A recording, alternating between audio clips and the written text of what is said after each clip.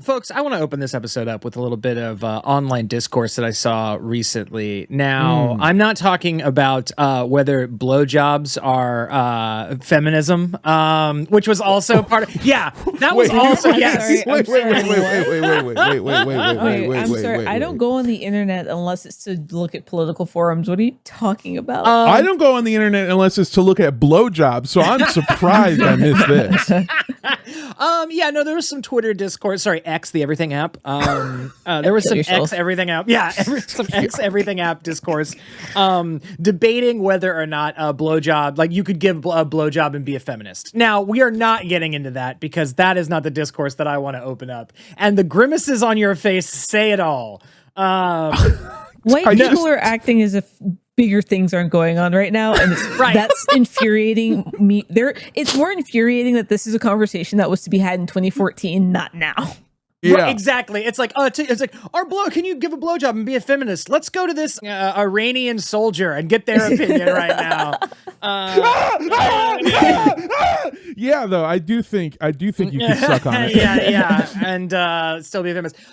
No, someone posted this question online, and my mind started reeling. The gears started turning in my mind, and the question is: does hip hop have a Sweet Caroline? Hey Ya by Outkast. Okay, excellent. Coming out of the gate hot with a suggestion. Now, for the uninitiated, I was going to say Family Affair. Okay. Ooh. Okay. I love Mary this. J. Blige. Mary J. Blige. Okay, folks. If you are not familiar, Sweet Caroline is a Neil Diamond song that, when it gets to the chorus, Sweet Caroline, people will break out of prison to come to a wedding in order to sing the bop bop bop part. People tunnel underground. People come in from different rooms, like uninvited, to sing the bop bop bop part. It gets people. I would say that is a white people super anthem for gatherings of every kind, parties of every kind. And it's a stone cold classic for, I think it translates, at least Sweet Caroline transcends. It's like deviled eggs. It transcends sort of class barriers. Everyone likes it. Yeah. Everyone likes it. Everyone parentheses white likes it. But so this question opened up to the Twitter discourse. Does hip hop have a Sweet Caroline? Mondo, you opened up with "Hey Ya" by Outkast. Okay. I here's the thing. Yeah. I don't know off the top of my head. I'm sure after the moment we're done, I'm going to fucking bash my head against the wall as I think of 17 exact examples. But I think "Hey Ya" is like a spiritual Sweet Caroline, not in that like it necessarily has a part that everyone like does the musical accompaniment for. I think a lot of people will sing "Hey Ya" during the hey ya. You know, oh god, that was awful. But I meant more of like, you could throw, if you went from Sweet Caroline and then a couple of other songs and then "Hey Ya," I think you would get the exact same reaction across the board as you would like that. Both songs elicit a, oh shit, here we go. I gotta I'm sorry, I gotta chug this beer or set it down because I'm about to move. Yeah, exactly. Okay, very very well reasoned. I like that. Yeah. So okay, I feel like we need like a guideline, because in Sweet Caroline, the bop bop bop isn't a lyric. It is the noise of the trumpet, and it's hard to replicate that. But I think I think there. I'm thinking of the year 2004, and I know there's a song in that year that fits into this category. Well, here's what I'm thinking. Okay. I'm thinking about a song, a hip hop song that people are because that's exactly what I was saying, is that in my head I can't think off dome of a song where I'm doing the musical accompaniment with my mouth and still being a feminist. Except for one song, a song that gets the people going. Yeah. a song whose name I can't even say, if I'm being quite frank with you. A song about a certain group of people hanging out in Paris, France. Bum bum bum. Yeah. But Mondo, I think that's just you though. I think that's one of your stems. It might be one of your stems. Oh no. Yeah. So okay, can I yes and your suggestion? Okay, because along those lines, I would say going with that reasoning of the like an instrumental part that people perhaps sing along to, or at least like also opening strains, like ears perk up, people like move to the dance floor, they hear this fucking Yeah by Usher. I feel like that's a good one. Like that's a good one. You hear those opening, the fucking Little John produced opening, you're like, okay, now we're talking. But there were some suggestions. A lot of people were sort of bandying about different suggestions of what it could be. This is how we do it. I think a lot of people were reaching for stone cold classics of the genre. Yeah. People were like a lot of people's suggestions pre-2010. It's like it had to be a bat mitzvah banger. It had to be on the wedding and bat mitzvah circuit. Yeah. 2004 in my head has this. Yeah, I'm like right now I'm going with something in the realm of the Black Eyed Peas or LMFAO. That's what sucks. Yeah. Right? Yeah. That's where my head's going. My brain just keeps saying Hot in Here by Nelly. Wow. Ooh, that's strong contender. Right? Because it has a part that is not the singer of the song, the rapper of the song. It is the feminine vocal that people often repeat back, which is not being made by the singer. So does Hey Ya. So does Hey Ya. Now, fellas. Yeah. And ladies. Yeah. Ladies. Yeah. Can you give a blowjob and be effeminate? All right. Going back a little bit further, some people were suggesting this is how we do it. This is now you're going back into the 90s, and like there were a couple suggestions from the 90s. I was like, okay, but it's like regulate some old. See, I would say no, because it doesn't. Like, Regulate is an awesome song, but you're not going to hear it at a wedding, really. Like, like Humpty Dance. Humpty Dance, maybe. Okay, I have a controversial, yet I think time will bear out this answer. Because something that kind of immediately came to mind, but I ruled out because it's so recent. But I think time will show this to be the correct answer. Not Like Us is the answer to this song. Wow. That was Not my Like first Us thought. Is the answer. Now, yes. Because, simply because in the exact same spiritual way, people will break down doors, kick in rooms to move do the A minor. Children. Yeah, exactly. Yeah. We'll shove grandmas out of the way to do the A minor part, which I think spiritually, again, is exactly what Sweet Caroline is to a group of people. Now, it is so recent, I don't think you would get everyone on board with that. It's going to take a while. It's going to take a while. Take a minute. But like, let's think about the criteria. You will hear that at weddings currently. Like, but you hear those like opening strains of the thing, and like, I see, like, people are dancing on the floor, it gets quiet, and you hear, I see dead people. Like, and people go nuts. You're right. In my head, by the way, I'm writing a wedding band like quartet version of Not Like Us, with like the big cello, it's beautiful, the standing bass, a violin, one singer. Okay, Mondo, promise me when you get married to your lovely partner, you will get a like chamber orchestra, like little violin, viola, cello, bass, double bass, to do a walking down the aisle, do a wedding processional march to not like bum bum bum bum. Yeah. I mean, I went to our friend's Jessica's wedding, and it was either the aisle song after the vows, or I think it was their first song, dance song. It was an orchestral rendition of "Dancing on My Own" by Robin. And it was beautiful. It like a full string quartet rendition of "Dancing on My Own," and it was lovely. So I think it's possible.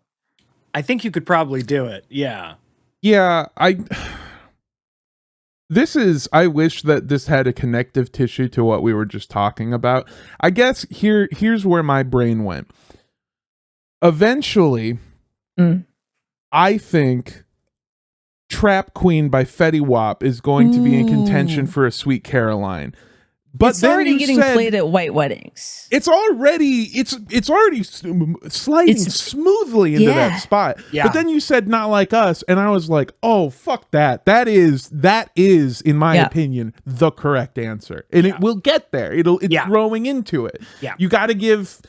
Sweet Caroline is not a recent song. You got to give it some time.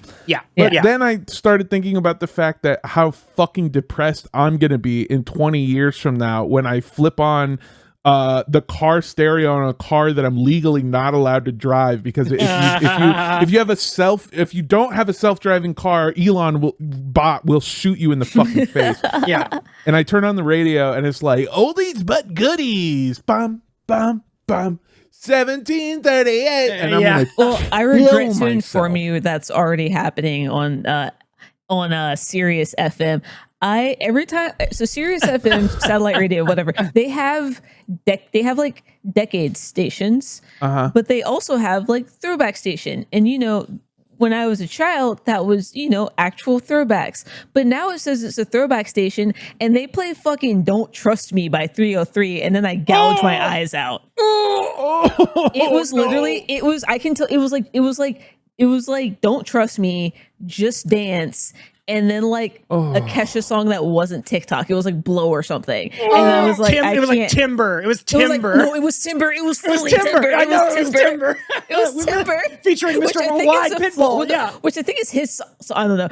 Either way, it was like literally Timber, and I entered a fugue state, the likes of which I can't. There's like all of the rock stations are playing like emo new metal. Like why was the oldies rock station playing Sweater Weather? What's going on? Yeah, I'm sorry. No. I just felt the icy hand of the Grim Reaper on my shoulder. Beach House being classic rock. I want to die. There are two lines that I came across I'll say in the wild this week that I was just like, when I heard them, I was like, that's a fucking bar. The first one, not a spoiler. The first one is from The Pit. It's from the episode that just came out from season 2, where a character says, "Every old person knows what it was like to be young, but no young person knows what it's like to be old." And I went, that is a fucking bar, because as I get older, and I'm only 30. As I get older, I feel that more and more of the realization of like, oh shit, I knew nothing at all. The second one, and this one is actually pertaining to what we are talking about, is from my friend Curtis Cook. He's one of the funniest comedians in the world, in my honest opinion. Also, he's like one of the lead story editors for American Dad, which is just shouts out Curtis. Yeah. That was a show that we both enjoyed when we were coming up. Anyway, doesn't matter. Curtis Cook has a line where he says, "I know I'm getting old because every song they play at the grocery store is a banger." And I felt that. I felt it deep in my soul. That's so real. Can I chill your very spines with some song math real quick? Sweet Caroline, a song that we were discussing, that is the impetus for this question, that we all know and love. You hear it at weddings, you hear it on the radio. Classic tune by one Neil Diamond, was written and released in 1969. That's 57 years ago. 57 years ago. When Sweet Caroline came out, we are as far away from Sweet Caroline as Sweet Caroline is from 1910. That means the songs of Franz Ferdinand was still alive. What? The Archduke Franz Ferdinand was still living. We're as far away from Sweet Caroline as we are today. That is you know what else was? You know what was written? You know what was released? You know what hot track dropped in 1910 on top of Old Smokey?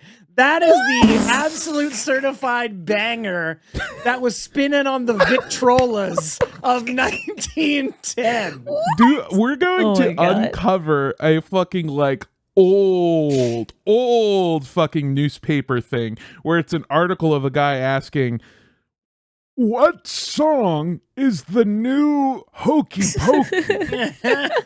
Could it be this Sweet Caroline? I don't know why I'm making them ancient when that would be the 60s or whatever. Right, yeah, exactly. So wild stuff. I hate that. Sorry to put the absolute bitter taste of mortality right at the top of your tongue. Yeah. But no, yeah, that is a very real phenomenon. And I remember the first time that happened to me, and I think I've discussed this before, but the first time that happened to me was in San Antonio when the Beastie Boys came on the oldie station, and I almost drove off the road. I almost swerved my car into an embankment. That was a hard time. On Tuesday of last week, I realized that the song Fucking Problems is 10 years old, and I wanted to cry and die. Oh, you mean a song that I did a remix to in high school and made a whole music video about when I was a sophomore in high school? Yeah, the exact same one.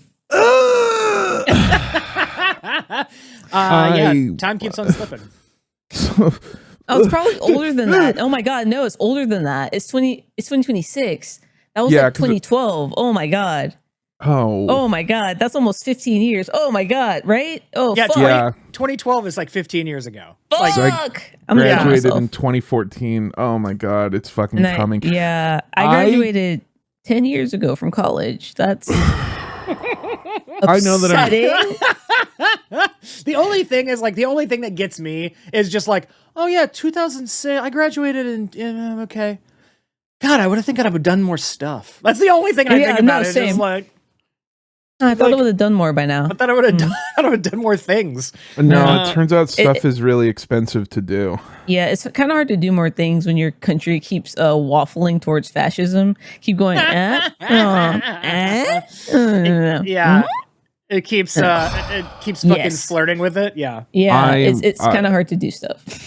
I know. I'm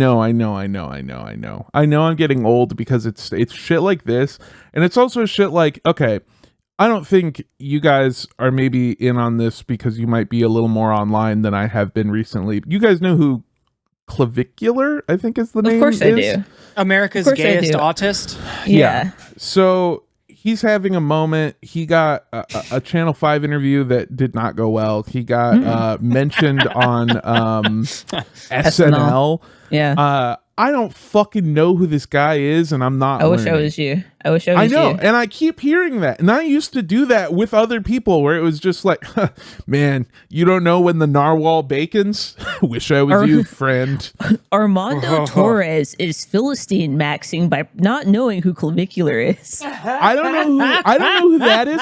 And then the other thing that happened last fucking week was somebody goes, "Oh, do you have to work on Tuesday?" And I went, yeah, of course I have to work on Tuesday. Why? What holiday is Tuesday? And they went, it's Farm Workers Day. And I went, what is that? And they went, well, it was formerly Cesar Chavez Day. And I went, fuck Cesar Chavez. And they went, yeah, well, a lot of people agree with you now. And I went, huh? What are you talking about? I missed this too? They canceled Cesar Chavez. Yeah, I don't know who that is. I just know that he's a street in Austin. Well, and maybe not for much longer. Got to be First Street again. I have no idea. This feels like is this West Coast knowledge? Is that why? No, I grew up in the East. Who is he? He's like Martin Luther King Jr. Okay. Yeah.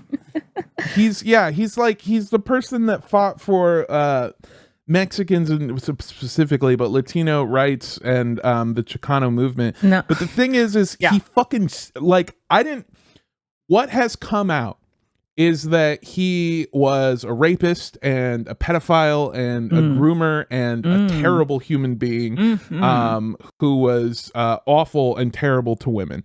And I don't want to detract from that at all, because that is awful. And I'm so glad that now that that stuff has come out, everyone is like, fuck Cesar Chavez.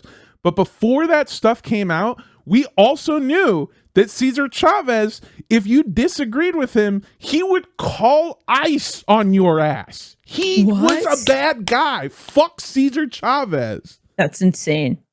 Literally, I have no idea who this man was until he got canceled. And again, other than just seeing the name on street signs, I'm going through all of my schooling I've had in my life, and I don't know if it's Ray, is that anything? Sorry, go ahead. Or Dean, I don't know if it's because of the coast that we're on, like truly, genuinely, or just because I went to school in the South, in a state with like not the greatest education. I don't know anything about Latino culture as it relates to America. The closest we got was in my AP US history class when we had to learn about the Zoot Suit riots. That was it. That was it. I literally cannot tell you anything beyond that. And I feel like maybe its proximity to Texas, California is more, but like we just got the black half of the civil rights movement taught to us. We didn't even get the Italian Irish stuff. It's crazy. Well, we didn't either. So yeah. You very rarely hear, you only like when it comes like the railroads. It's like, yeah, I learned that the Irish built the railroads. Yeah, you know who else built the railroads? The Chinese. Yeah, I learned the Chinese built the railroads. Yeah, both of them. So many Chinese and Irish died building the railroads. Yeah. It's fucking crazy. It's kind of crazy. That's why everyone's like, "Oh man, you know, America's most gullible Xerox pamphleters think that like aliens built the pyramids, because it's like no humans could build the pyramids. Like slave labor did. Yeah, humans. Like if you throw a bunch of human bodies at a project that are that you believe are completely expendable, yeah, you can do crazy shit. Yeah, like all of Dubai. Yeah, see Dubai, see Great Wall, see the fucking American Transcontinental Railroad. Everything. Yeah. God, isn't it? Never mind. It's stupid. It's a stupid thought. It's a stupid thought that is so obvious that when I say it out loud, you guys are gonna go like, yeah, duh. But it fucks my head up. It fucks my head up that almost every other, like a majority of countries in the world celebrate an Independence Day, and a majority of non-white members of society have had throughout history their form of a Martin Luther King Jr. Yeah, it's a bad thing. Most of us have had to fight to become people, and then again to become citizens, and that sucks. Oh, I feel like American Independence Day is the dumbest one. It's like American Independence Day is bringing home a guy that you know your parents aren't going to like. It's not real. You're just lashing out. Like you're still living at home. Like you fucking idiot. Like also a bunch of fucking 23-year-olds, by the way, if you want to feel like you haven't done anything in your fucking life, it was a bunch of 23-year-old men fighting for the, and then 50-year-old Ben Franklin, by the way. Let that sink in. That's fucking weird. Yeah. Problematic age gap. Yeah. I think it's my friend Willie Simon has a joke about it where he says that he thinks that Ben Franklin is their Epstein. He was like just hanging around. 100%, 100 million billion %. But yeah, if you want to feel if you ever want to feel fucking old about yourself, there is a group of 23-year-olds back in the 1700s who fucking liberated this country and were like, hey, put on Yankee Doodle Dandy. This is kind of like our Sweet Caroline. It's the American London Bridge. Let's go. Yeah. Oh shit. This shit makes me want to have a half black child who will get none of my fortune. They call me motherfucking Jefferson. Let's go. Put my name on fucking stacks. Put my fucking picture on fucking on bills, baby. Oh God. Speaking of bills, you want to pay? You guys want to record a podcast? Well, I was gonna do one last tangent. Oh, please. Okay, so the universe has an opportunity to do the funniest thing in the entire world right now. Have you guys seen all of the things that Trump is trying to do with our money? Yeah. Ooh, He wants his name on it, and apparently that's just going to happen, which okay, I genuinely can't wait for him to sign all of the money, and then for some Republican trying to trigger me by being like, "You want this $100? It has Donald Trump's name on it," and I'll go, "Yeah, thank you. It spends the same."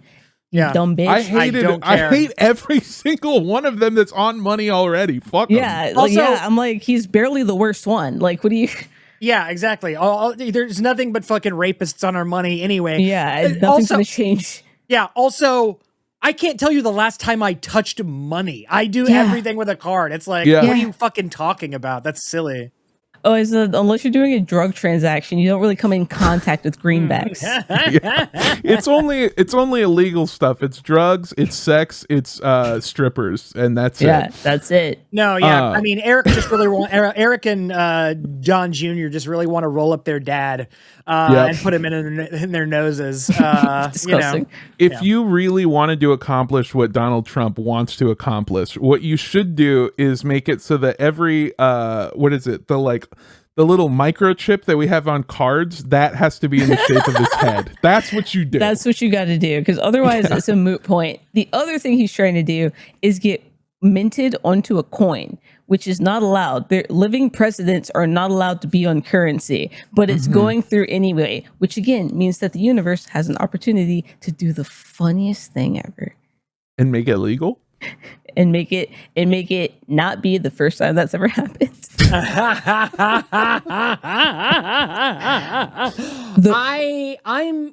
If we had Congress or any functioning governing body that had any form of checks and balance, it would be great. But since we just have one executive branch and nothing else standing in the way, I look forward to what the fuck? I look forward to digging out some Trump's face from a couch cushion at one point. Oh no! There's something. What's that, Mondo? Oh no! Guys, we just got an executive order that we have to start the podcast. Oh no! Oh fuck! Jesus Christ! All right, let's go. Damn it! The fucking Sharpie thing. Welcome, everybody, to the only relationship advice show sponsored by the United States government. It is boyfriend material. I am Armando. Let's go get him, Torres. And joining me, as always, we have no healthcare or roads for you, so we can do a podcast. Andrew Rosas. And I'm your boyfriend who regrets to inform you that the guy who's in charge of all of the security of your entire country just had his private email hacked. Yay! Oh no, wait! I got a new one. I got a better one. Hold on a second. And this is your boyfriend. Is there a Mr. Appropriation? Andrew Rose.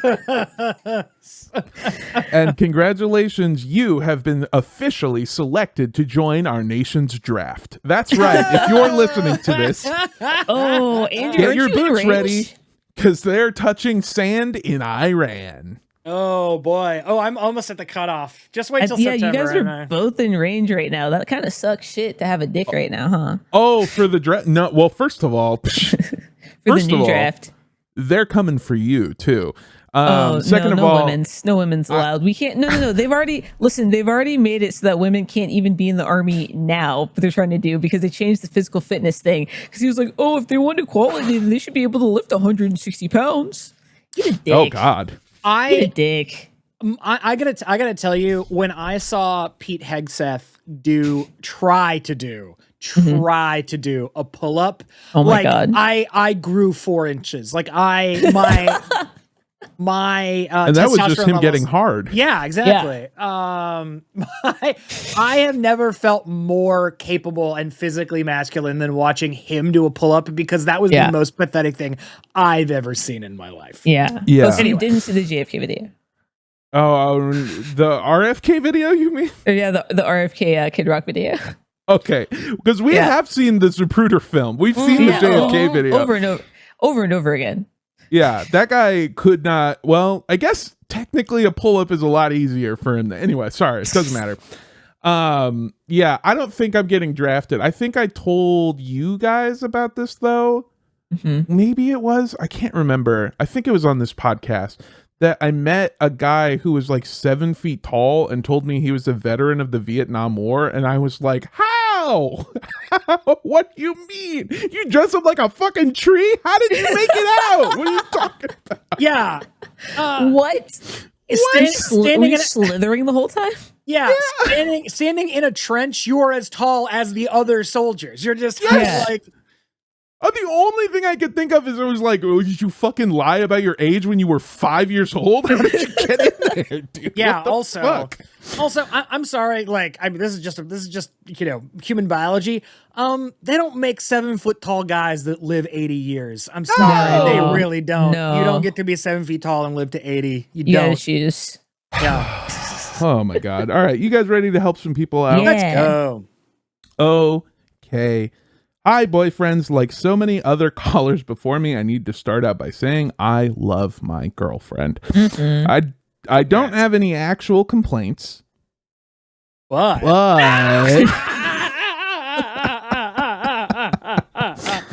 but there is one thing that I kind of annoys me. Every single day, she calls me on her drive home.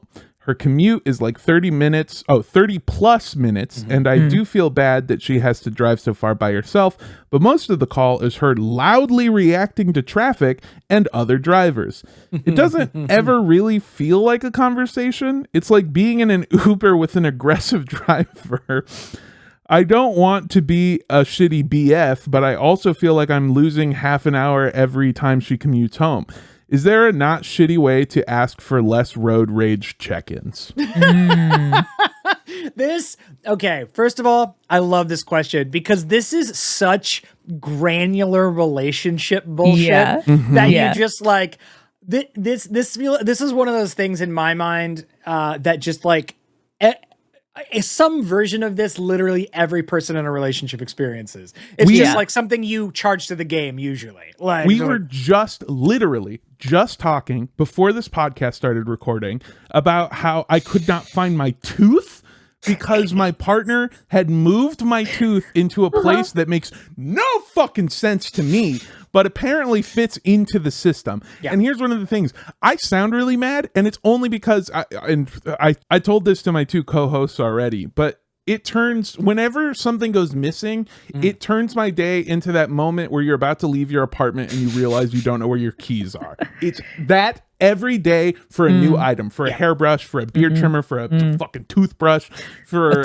my literal tooth. And I know it sounds like I'm angry, but I'm not. I'm annoyed because this is not ever going to even come close to a reason to reaching enough anger that I would even think about breaking up with my partner. Right. This is not. You're not escalating this call to talk to a manager. You're not. This could happen 5 times a day, every day for the rest of my life, and it still would just be a minor inconvenience. It would not.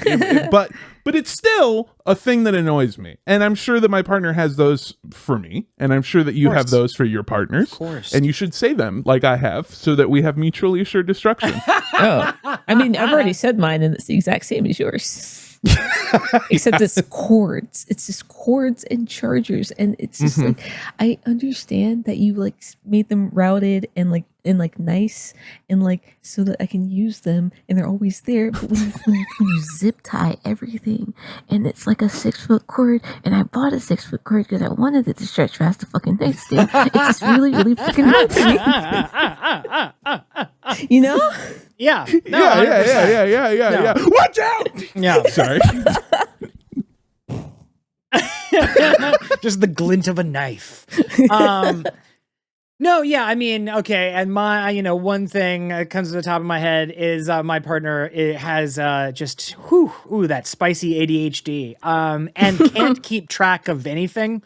Like, the second it leaves their hand, object permanence goes out the window, and it's like, in their place, I get asked where things are, and it's like, I will walk in, I will have been in the apartment for 3 seconds. 3 seconds. I have walked in. I haven't even set my keys down. Like, hey, have you seen my phone? What the fuck are you talking? I just walked in. That's I me. have no idea where you have had it or been. Like, but again, this is like this little thing.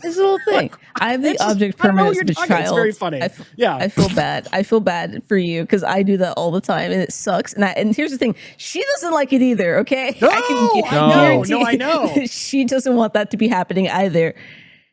I have a very similar thing with my partner who, again, has a system for everything because they have the ADHD brain and are constantly losing stuff. But we have this fun little game where my partner will look for something that's missing for about 20 minutes or something before calling me in, and then I get to play the world's best game of Where's Waldo. Yeah. And it's so fun. I like it every time. I don't like it when it's my stuff. I love it when it's their stuff. Because you know where it is. You're Waldo. Yeah. But here's the thing, like in my particular situation, the cool thing is I am very good at pattern recognition. And so when my partner is like, have you seen X item? And I do my Sherlock mental mind palace and I go, well, I know you wore this jacket and this bag and took this bag and came from your office where I know you had the thing because you're asking me for your phone or some other item. I know your family circus dotted like path ass to get into your apartment. So it's like, okay, it's in your coat pocket. I'll call my shot. I'll Babe Ruth this. It's in your coat pocket. Ding, ding, ding, ding. Sure enough. And here's the thing. So she's right to ask me. Yeah, because I do know on some level. You do know. But the thing that's just like, I mean, all lower than lowercase annoying is that it's just like, well, just do that for yourself. Like, just know where you were.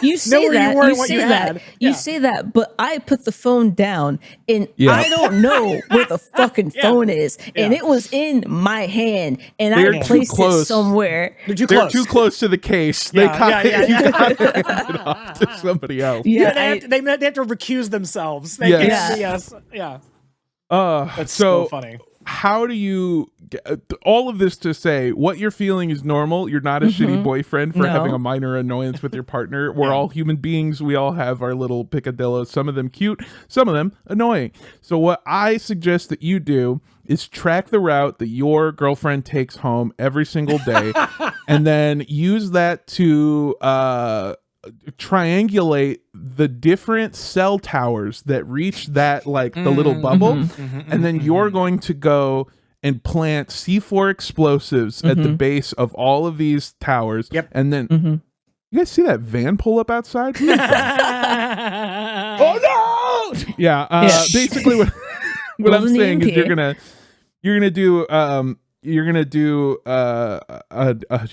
a cell phone 911. Maybe not that exactly terminology, but you're gonna blow up all the cell towers so that way your girlfriend can't call you, and it's also not your fault.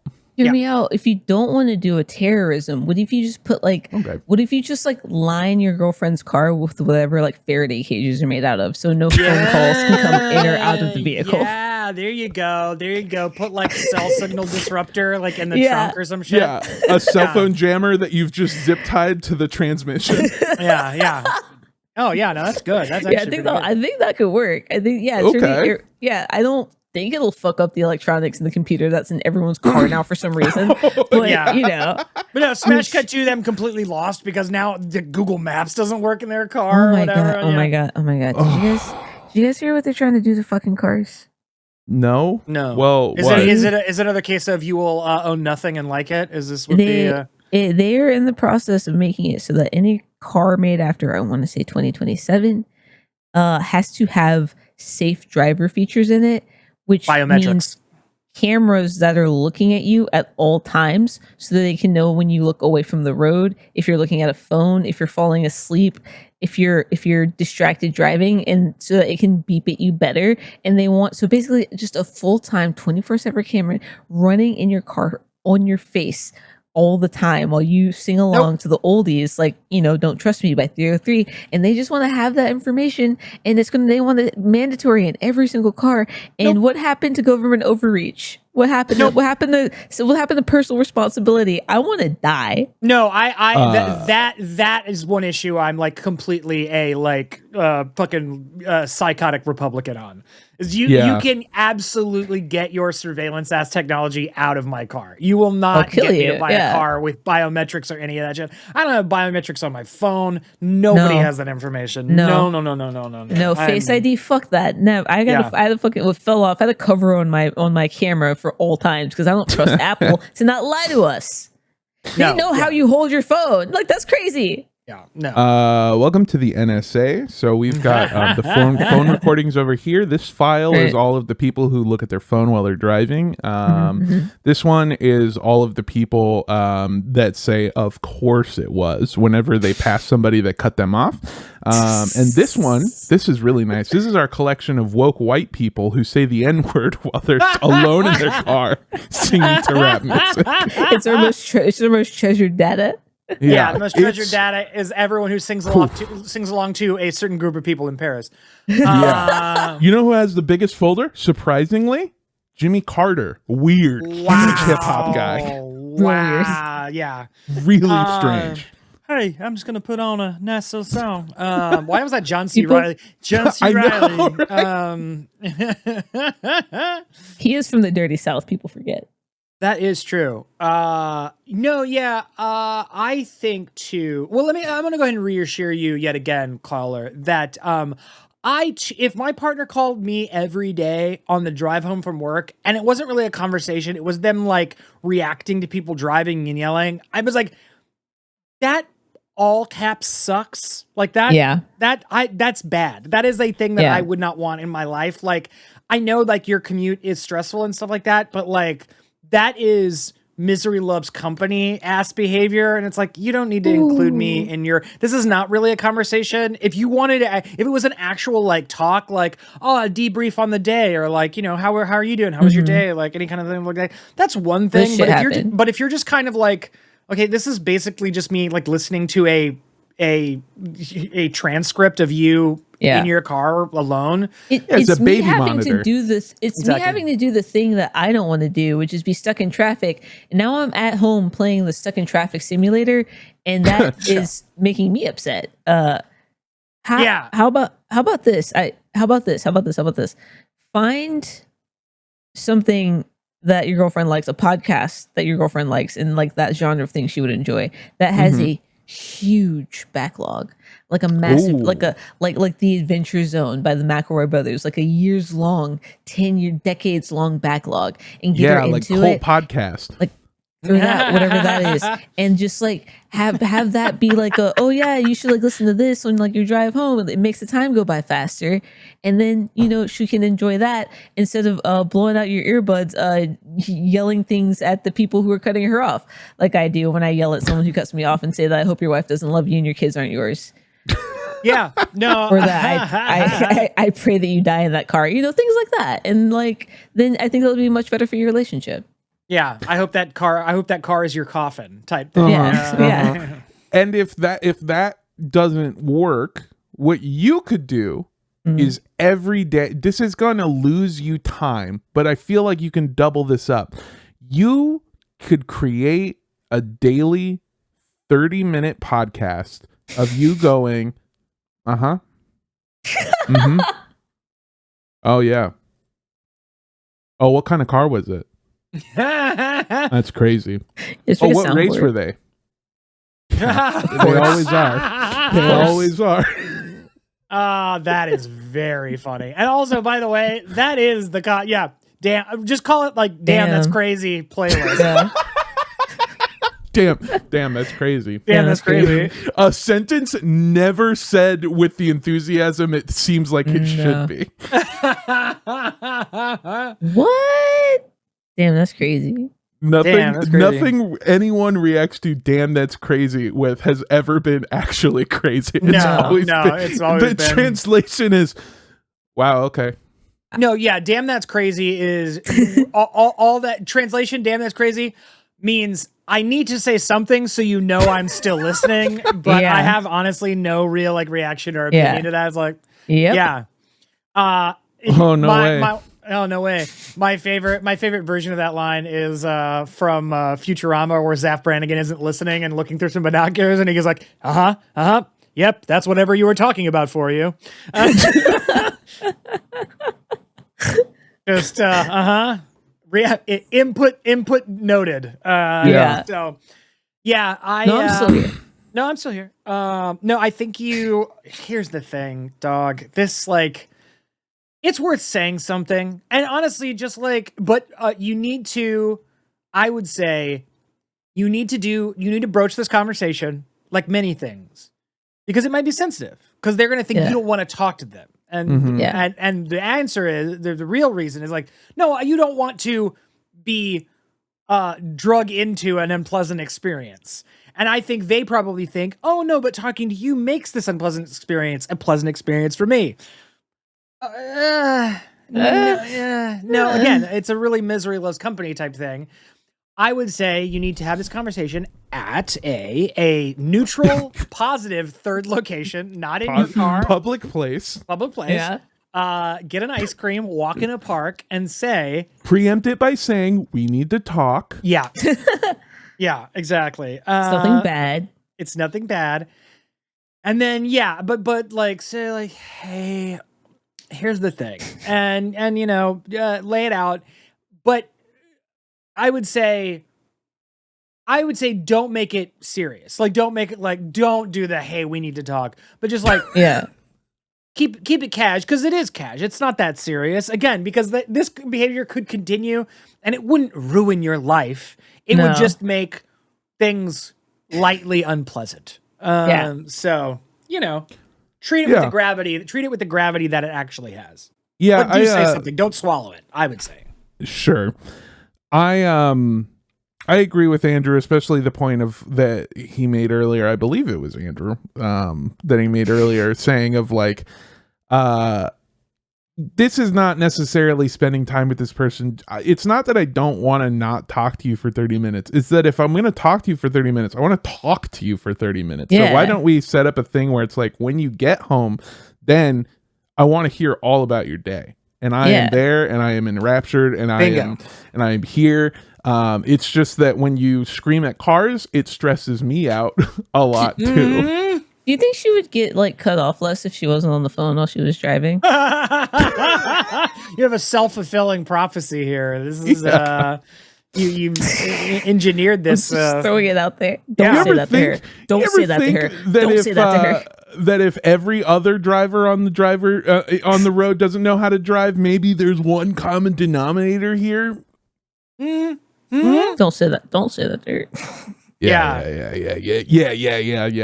Well, I hope that helps. And speaking of help, we've got one more question this week.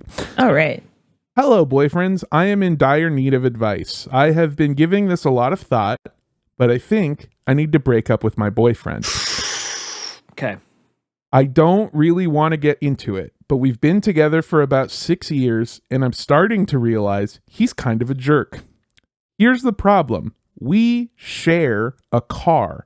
Technically, the car is his, but I have been making the payments, and then in parentheses, he doesn't have a job, and paying for our insurance and upkeep. Real quick, as a small aside, they really truly writing this email, they did not give a lot of reason for the like why maybe after 6 years they're deciding to break up with their boyfriend. What they did do was just tell me facts, and I'm starting to pick it up. I'm starting to get why this on is my own. Yeah. It's like I don't really want to get into it, but here's one thing that I'm just going to tell you as kind of like a fact that I would go, yeah, that's enough. Yeah. No. But continue. I have been making the payments, and then in parentheses, he doesn't have a job, and paying for our insurance and upkeep on the car. Also, he doesn't drive. I have to drive for work, and he has an expired license, I'm pretty sure. Obviously, when we break up, I'll take the apartment because it's under my name.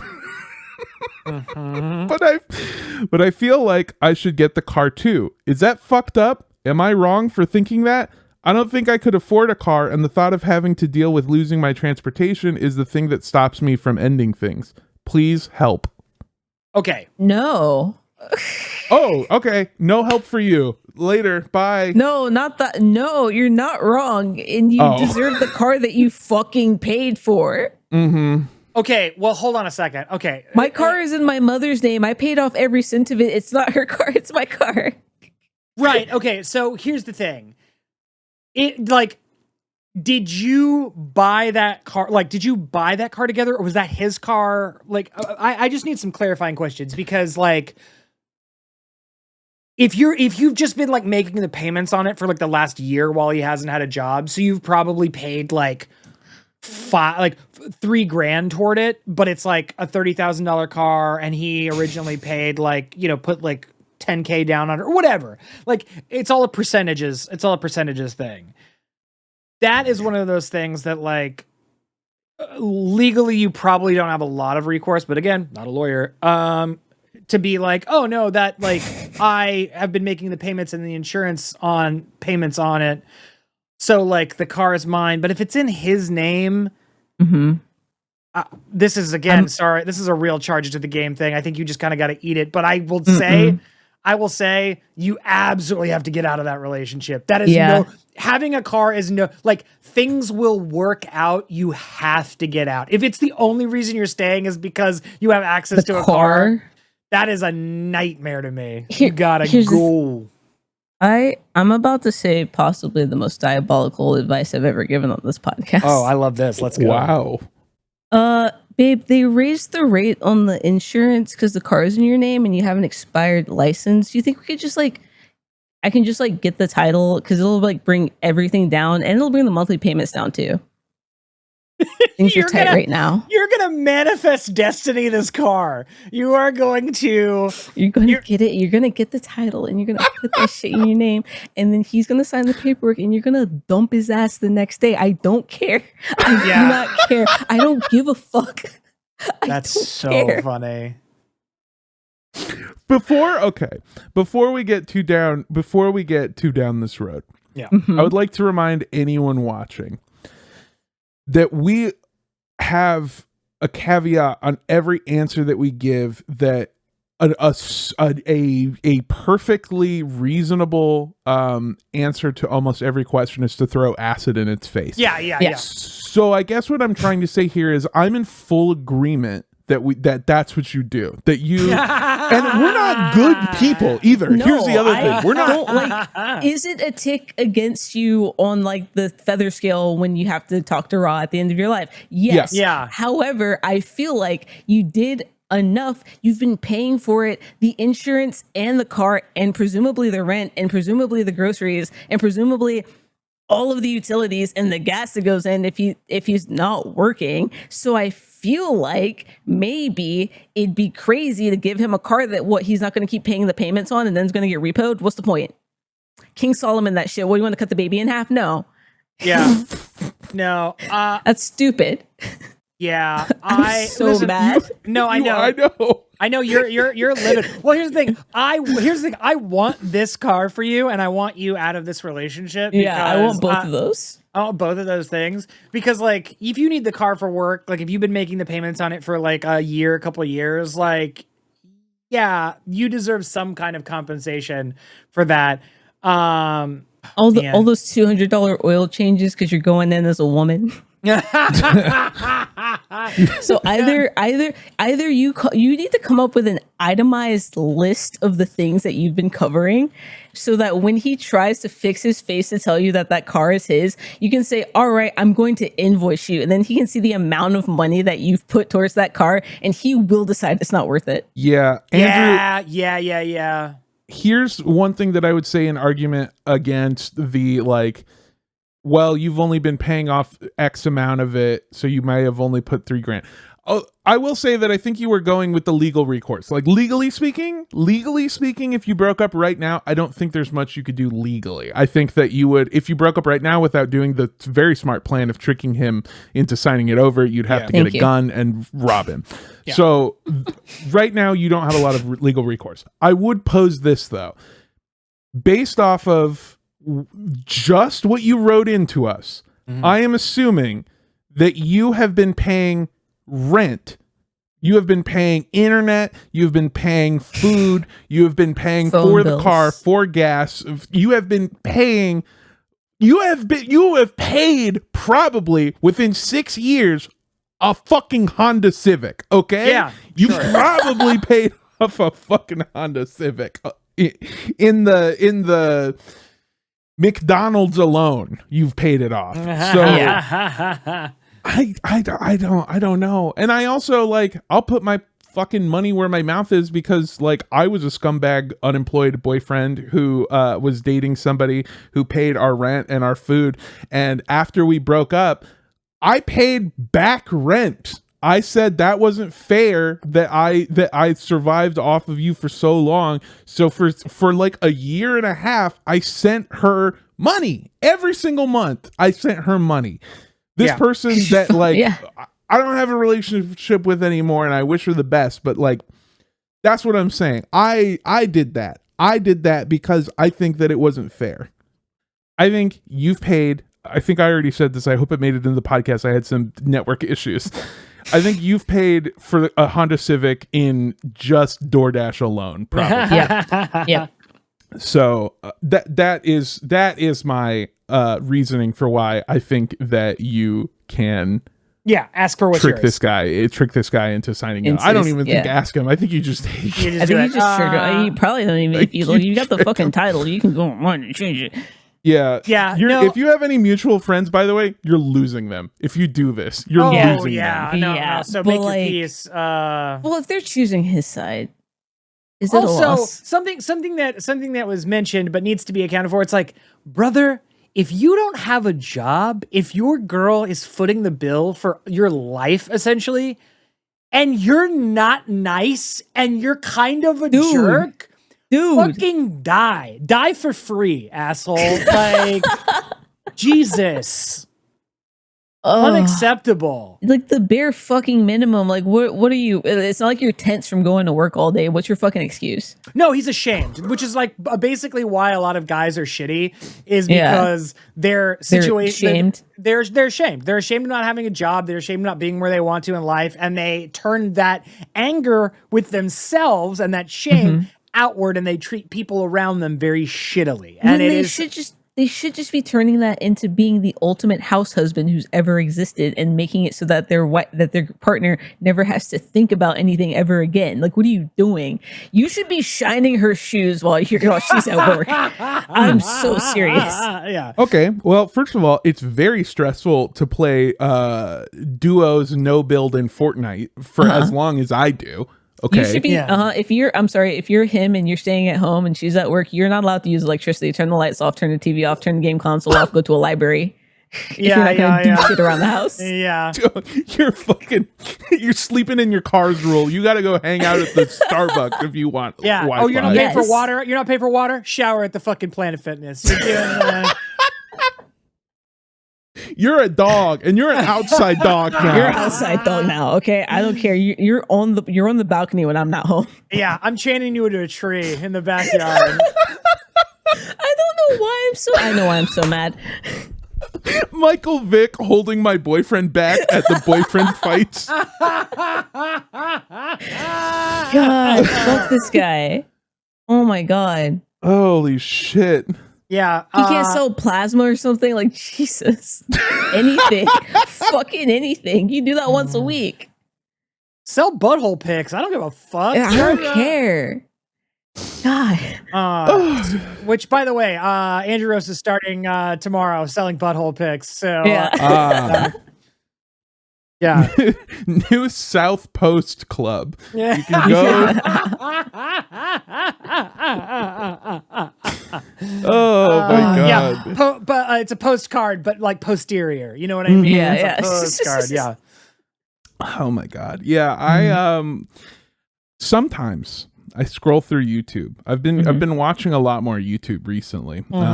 Which, by the way, I'm sure your fucking shit boyfriend can relate to, by the way.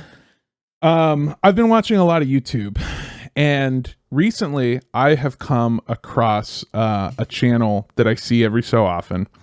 Every so often I come across a channel, I've seen it multiple times, where they are ridiculing or getting mad at the answers that are given by the Smosh Reads Reddit stories. What? I guess, you know, like Smosh does like... Yeah, like I might so have they're reacting to the reactions?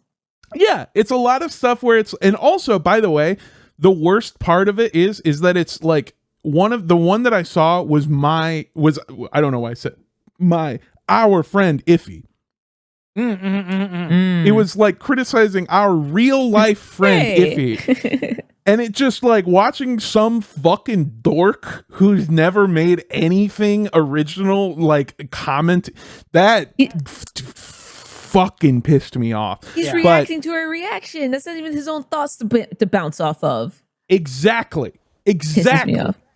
It pisses me off. And I'm saying that, like, if this show ever gets big enough, this is going to be the episode where it's like boyfriend material, the undefensible answer. They advocated for tricking a man in a legal sense to steal his car, kick him out, and basically make him the protagonist of a country song. And it's like, yeah, listen to the other discography in that country singer's repertoire, because it's all like, I'm a huge piece of shit. Yeah, exactly. It's all, oh no, the consequences of my own actions. Here are the actions, by the way.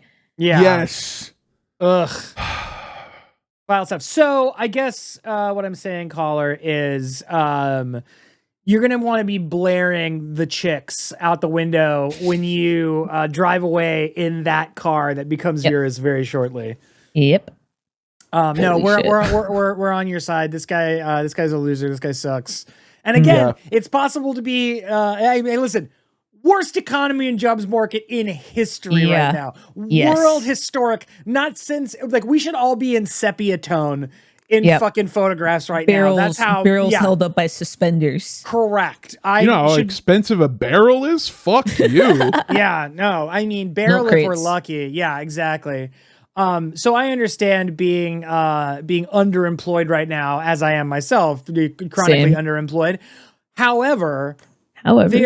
However, that is no excuse to be an asshole. It's no excuse to be a piece of shit. And like, you know, if that is one of the myriad reasons that you want out of this relationship, you simply have to do it regardless if the car is coming with you or not. Now, I want it to, and it should, but... And if it doesn't, invoice his ass and then make it his problem. But at the end of the day, you should not stay in a bad relationship because of transportation. Like, that's crazy. I am confident something will happen and something will work out and it might be more difficult. It might suck for a little while, but like that beats this like barnacle that you've got on you right now. Can I say one more thing?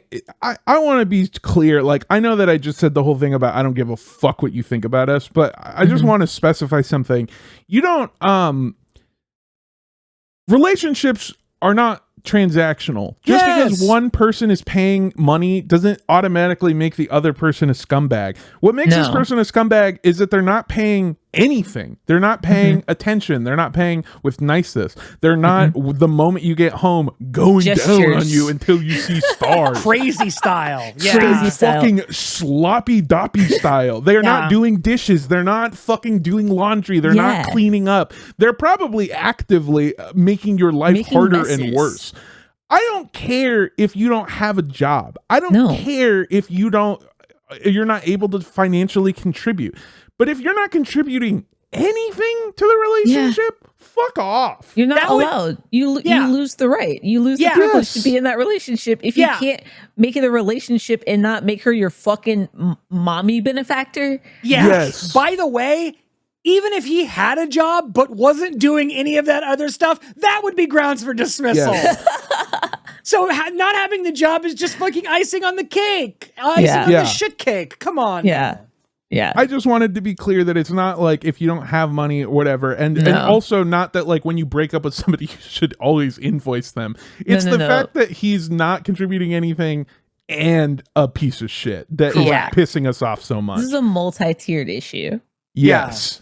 This is a real, this is a fucking tiramisu of unacceptable behavior. Yeah. And might I add, like a tiramisu, you should consider ladyfingers next. Okay. We hope to God that this has helped.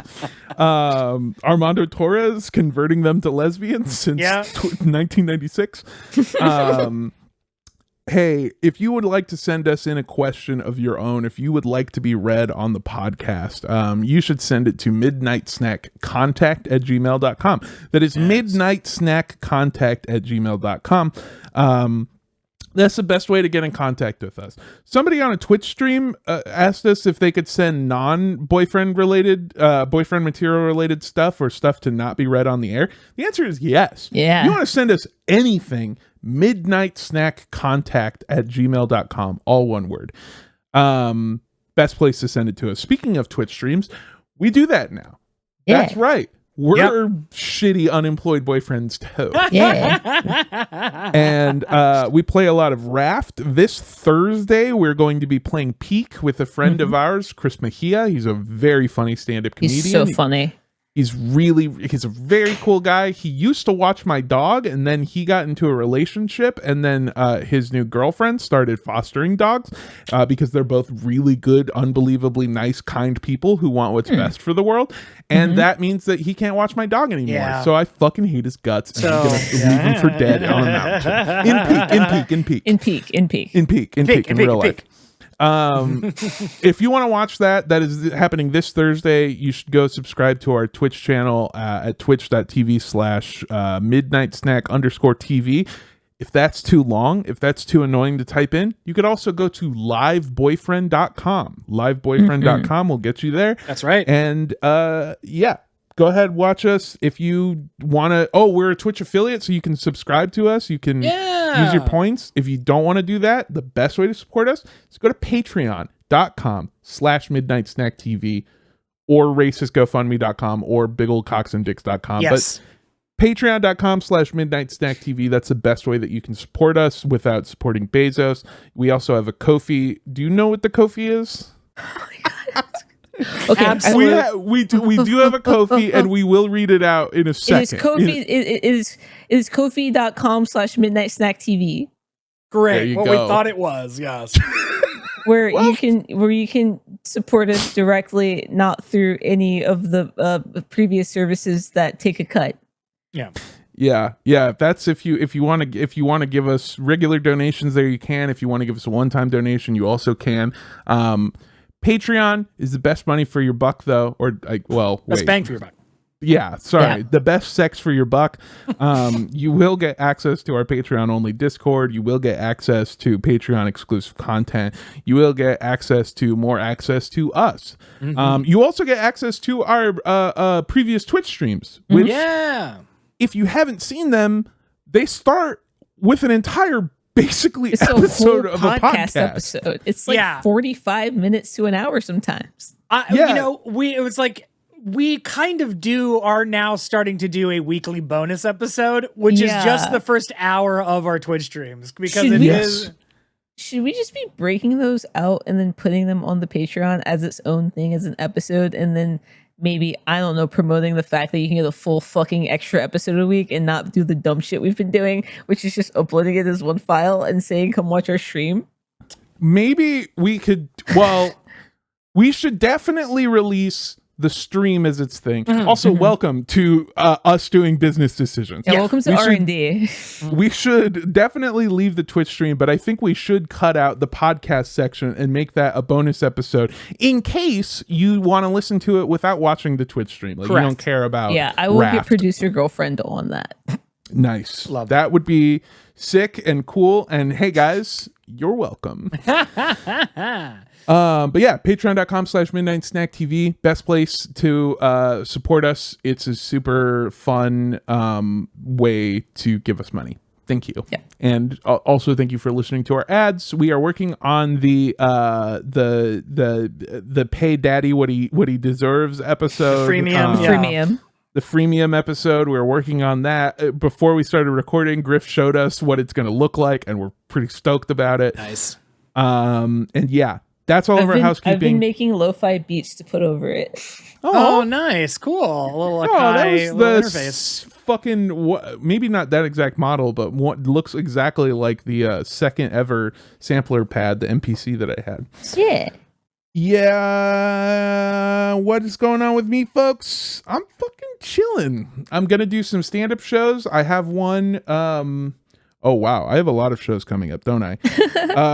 I have a weed show on the 18th, on April 18th in Long Beach, California.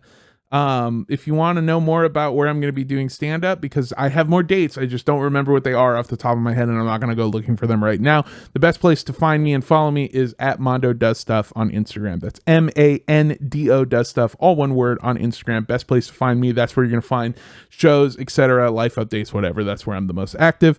And that's it from me. Thank God. I'm done talking. Andrew. Folks, find me on Instagram at andrewrosas.ig or andrewrosas.art for art-related things. Commissions are back open, baby. Hit me up if you'd like a pet portrait or any kind of portrait, really, or any kind of art thing. I have done, the last one I did was of a pet and a person in the same painting. So you can hit me up for any kind of commission, but those are open again. Send me a DM on Instagram to either of those Instagram accounts. Also, join my postcard club, newwestpostclub.com. Will take you there for $8 a month. You will get a postcard featuring my artwork sent to your door to either keep as an art print or send to someone. Yeah, it's a really cool thing. Really cool project I started at the beginning of the year. We are now on the third postcard that will be going out at the beginning of April. So March's postcard goes out in the first couple of days of April. It's always like the previous one. So you still have, by the time this comes out, you still have time to sign up for the postcard club and get March's postcard. If that makes sense. I hope it does, and I think it does. But yeah, so newwestpostclub.com. Sign up for that. I would really appreciate it because I love doing it. Griff, what about you? I'm the _ indoor kid on all platforms that allow an _, and if it doesn't, just take it out. That's probably still me. And as I've been saying for the past who knows how long, I stream with my wonderful, lovely producer girlfriend on her Twitch channel, which is over at twitch.tv/blackcrystal with a K and an E, and you can figure out where those go. And if you can't, I'm sorry. We've been it's not even, we used to do it only on Wednesdays. Now we just kind of do it whenever we want, so just, I don't know, follow and turn on the bell. I'll make an announcement on the Discord sometimes, and yeah, we have fun. We play Overwatch a lot, and if you want to play Overwatch with us, you can do that. We play with the community like all the time. It's our favorite part of doing it.